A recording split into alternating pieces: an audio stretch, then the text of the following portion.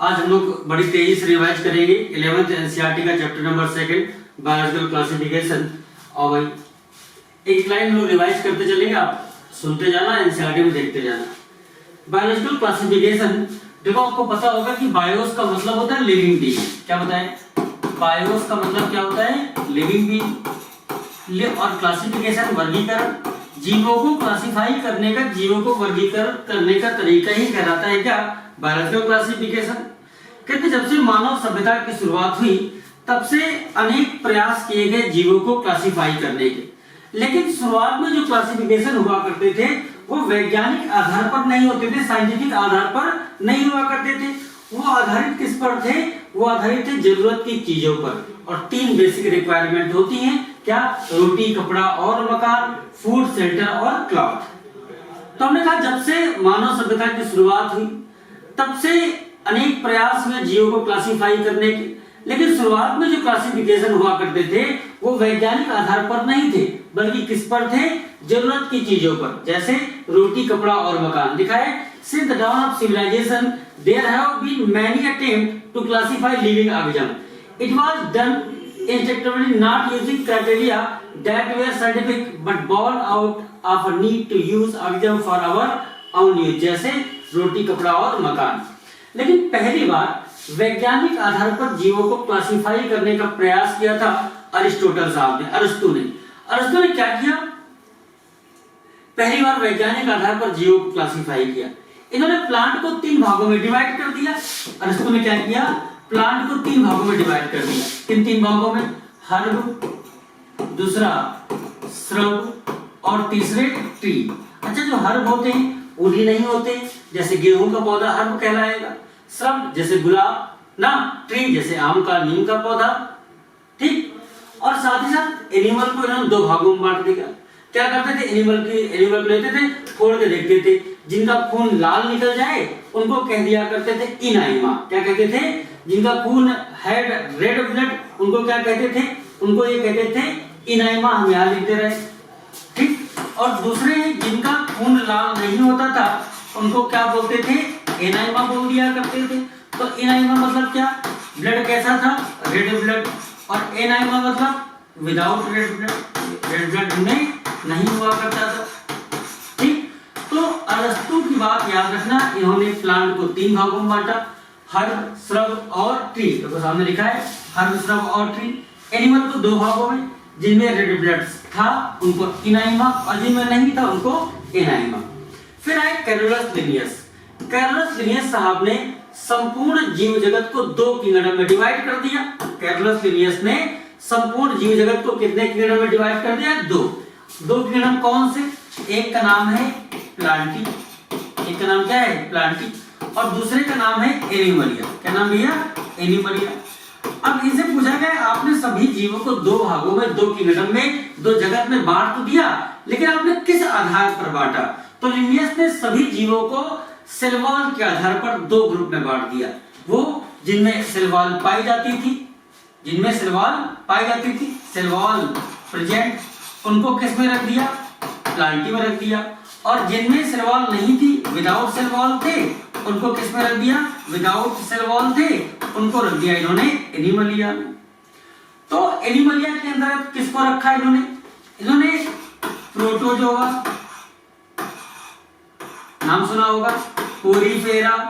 अब हम नाम क्या बताएं एक एक? Protozoa, Porifera, Coelenterata, Ctenophora, Platyhelminthes, Aschelminthes ना, Annelida, Arthropoda, Mollusca, Echinodermata, Hemichordata, Chordata, इन सबको पोरीफेरा से कह दें। कार्डेटा तक के मेंबर को किसमें रख दिया?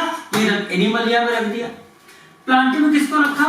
प्लांटी के अंतर्गत कौन आते हैं? बैक्टीरिया आते हैं। बैक्टीरिया के साथ और कौन आता है? ब्लू ग्रीन एल्गी भी इसी में रखे गए। सर जी और कौन रखा गया? फंजाई को भी इसी किंगडम प्लांटी में रख दिया। अच्छा, एल्गी को कहाँ रखा? एल्गी को भी इन्होंने प्लांटी में रख दिया।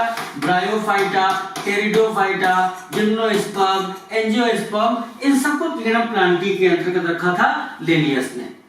तो हम ये कह सकते हैं कि सेल वॉल के आधार पर लिनियस ने संपूर्ण जीव जगत को 2 किंगडम बांट दिया। वो जिनमें सेल वॉल पाई जाती थी उनको प्लांटी में रखा, जिनमें सेल वॉल नहीं पाई जाती थी उनको एनिमलिया में रखा। अगली बात, लेकिन इनका क्लासिफिकेशन क्लासिफिकेशन सिस्टम बहुत कम कैरेक्टर पर आधारित था। इनके क्लासिफिकेशन सिस्टम में बहुत सारी कमियां भी थी। क्या कमियां थी? पहली कमी यह थी, इन्होंने प्रोकैरियोट और यूकैरियोट को एक साथ रखा। क्या बोला? इन्होंने प्रोकैरियोट और यूकैरियोट को एक साथ रखा। सर जी कैसे? अरे हम जानते हैं कि बैक्टीरिया कैसे हैं, ब्लू ग्रीन एल्गी कैसे हैं, प्रोकैरियोट होते हैं, लेकिन फंजाई, एल्गी, ब्रायो, टेरिडो, जिम्नो, एंजियो ये सब कैसे होते हैं? यूकैरियोटिक होते हैं। तो पहली कमी हमने क्या बताया?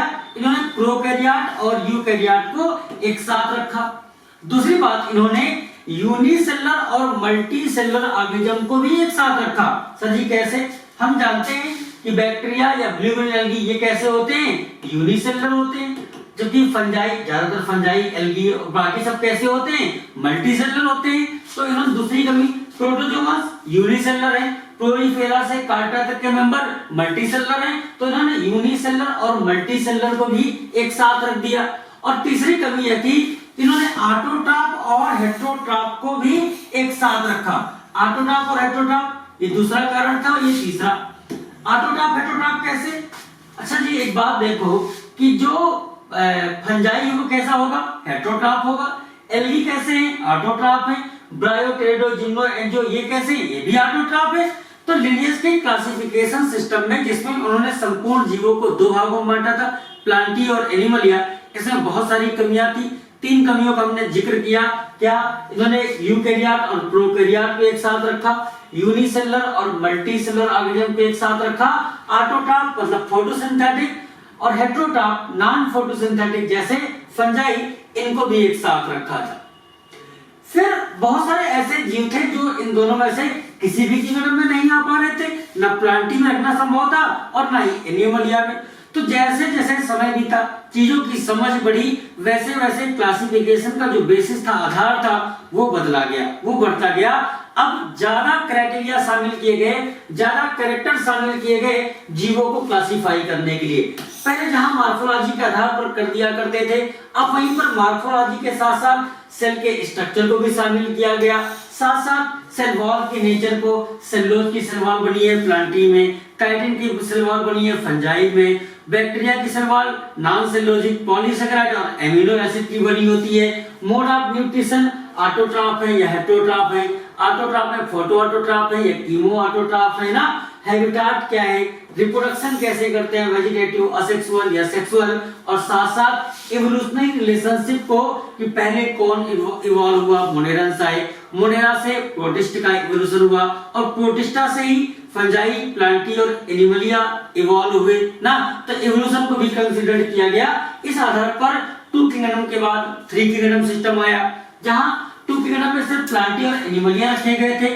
वहीं इनके वो सारे मेंबर जो यूनिसेलुलर थे, प्लांटी, एनिमलिया से हटाकर प्रोटिस्टा में रख दिया गया। थ्री किंगडम सिस्टम आया, हैकेल ने दिया।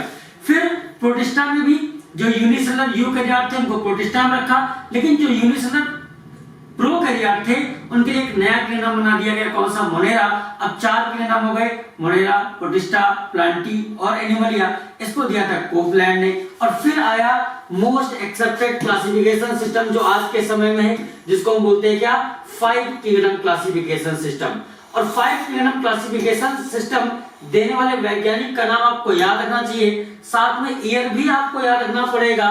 फाइव किंगडम क्लासिफिकेशन किसने दिया था? R.H. विटेकर साहब ने दिया था। कब दिया था? 1969 में दिया था। क्या? Five kingdom classification system. वो पांच किंगडम कौन से थे?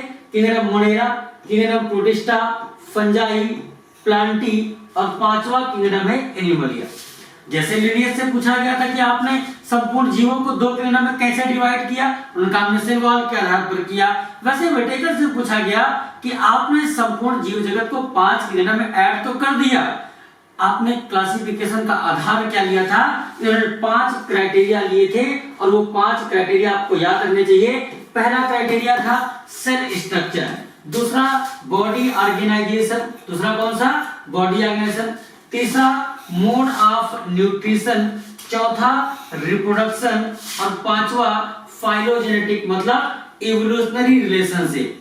सेल स्ट्रक्चर प्रोकैरियोट है, यूकैरियोट, यूनिसेलुलर है, body organisation unicellular, multicellular, multicellular में सेलुलर लेवल है, टिश्यू लेवल है, या ऑर्गन लेवल या organ system level body organisation है, मोड ऑफ न्यूट्रिशन ऑटोट्रॉफ है या फिर हेटेरोट्रॉफ है, रिप्रोडक्शन कैसे होता है ना, नंबर 4 क्राइटेरिया था। और पांचवा कौन सा, फाइलोजेनेटिक रिलेशनशिप। तो आर्यन व्हिटेकर ने संपूर्ण जीव जगत को 5 किंगडम में डिवाइड कर दिया और 5 किंगडम में डिवाइड करने के लिए 5 क्राइटेरिया लिए थे, cell structure, thallus organisation, mode of nutrition, reproduction और फाइलोजेनेटिक रिलेशनशिप। साथ ही साथ कहा कि जो 5 किंगडम है वो कौन से थे, मोनेरा, प्रोटिस्टा, फंजाई, प्लांटी और एनिमलिया। एक चार्ट एनसीईआरटी में बना है, जरा इसको देखना। एक एक किंगडम पे हम लोग बात करेंगे। सबसे पहले बात करते हैं किंगडम मोनेरा की। जब किंगडम मोनेरा की बात करते हैं, इसके सारे के सारे मेंबर प्रोकैरियोटिक होते हैं, अर्थात इसमें जो जेनेटिक मटेरियल है वो न्यूक्लियर एनवेलप के द्वारा कवर्ड नहीं होता, हिस्टोन प्रोटीन नहीं पाई जाती, single chromosome, circular double stranded DNA पाया जाता है। सेल वॉल नॉन सेलोजिक होती है, हटाओ, किसकी बनी होती है, पॉलीसैकेराइड और एमिनो एसिड का, N acetyl glucosamine, N acetyl ब्यूरेनिक एसिड, ये नाम सुना होगा। साथ में जेनेटिक मटेरियल हमने बताया था कुछ ऐसा होता है, सिंगल सर्कुलर होता है और किसी मेम्ब्रेन के द्वारा कवर्ड नहीं होता, नेकेड होता है। सेलुलर एक ही सेल यूनिसेलुलर होते हैं। कैसे होते हैं, एक ही सेल से मिलकर बने होते हैं, क्या बोलते हैं, यूनिसेलुलर बोलते हैं। और जब न्यूट्रिशन की बात करते हैं, ये ऑटोट्रॉपिक भी हो सकते हैं और साथ में ये हेटेरोट्रॉपिक भी हो सकते हैं। ऑटोट्रॉप और हेटेरोट्रॉप दोनों हो सकते हैं। ऑटोट्रॉप में भी सूर्य के प्रकाश की उपस्थिति में अगर अपना भोजन बना रहे हैं तो इनको कहा जाता है फोटो ऑटोट्रॉप, फोटोसिंथेटिक होते हैं। अगर विभिन्न प्रकार के केमिकल की मदद से केमिकल का ऑक्सीडेशन करते हैं, जो एनर्जी रिलीज होती है उसका इस्तेमाल भोजन बनाने के लिए करते हैं, तो हम कहते हैं क्या, कीमोसिंथेटिक ऑटोट्रॉप कह देते हैं। तो ऑटोट्रॉप में फोटो ऑटोट्रॉप भी हो सकते हैं और कीमो ऑटोट्रॉप हो सकते हैं। लेकिन याद रखने वाली बात यह है कि ज्यादातर मोनेरल्स हेटेरोट्रॉपिक होते हैं, अपने भोजन की आवश्यकताओं को पूरा करने के लिए किसी दूसरी चीज पर निर्भर रहते हैं। अगर वो सड़ी गली चीज पर निर्भर है, डेयर एंड डिकेइंग पर डिपेंडेंट है, तो सैप्रोफाइटिक बोलते हैं। या फिर कैसे हो सकते हैं, पैरासाइटिक हो सकते हैं, पैरासिटिक हो सकते हैं। ठीक, ये बातें थी किसकी, किंगडम मोनेरा की। जब प्रोटिस्टा पर चलते हैं तो ये यूकैरियोटिक कहलाते हैं। अच्छा, यूकैरियोटिक क्यों कहलाते हैं, यहाँ पर जो जेनेटिक मटेरियल है वो उसके ऊपर क्या पाई जाती है, न्यूक्लियर एनवेलप पाया जाता है, न्यूक्लियर मेम्ब्रेन पाई जाती है, इसलिए इनको क्या बोलते हैं, यू मतलब असली कैरियन, कैरियन से न्यूक्लियस के लिए लिया गया। साथ में इसमें कुछ प्रोटिस्ट ऐसे होते हैं जहां सेल वॉल पाई जाती है। सर जी कोई एग्जांपल बताओ जिनमें से ऐसे प्रोटिस्ट का नाम बताओ जहां सेल वॉल पाई जाती हो। एक एग्जांपल बड़ा फेमस है, आप सबने पढ़ रखा है, डायटम्स का नाम किसने नहीं सुना होगा, डायटम्स का नाम सुना होगा। ठीक, डायटम में सेल वॉल पाई जाती। क्लेमाइडोमोनास, क्लोरेला, बोलो भैया, क्लेमाइडोमोनास में सेल वॉल पाई जाती है।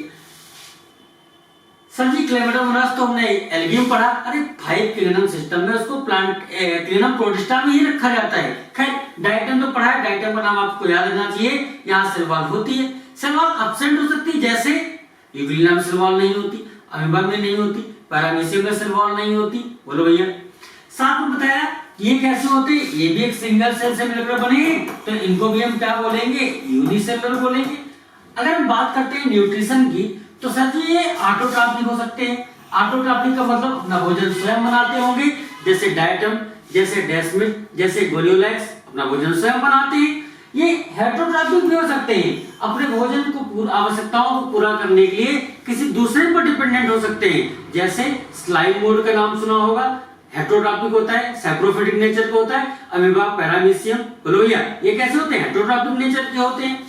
यूग्लिना एक ऐसा एग्जांपल है जो ऑटोट्रॉप और हेटेरोट्रॉप दोनों हो सकता है प्रोटिस्टा में। अब बात करते हैं फंजाई की, ये भी यूकैरियोटिक होते हैं। यहाँ पर भी जो जेनेटिक मटेरियल है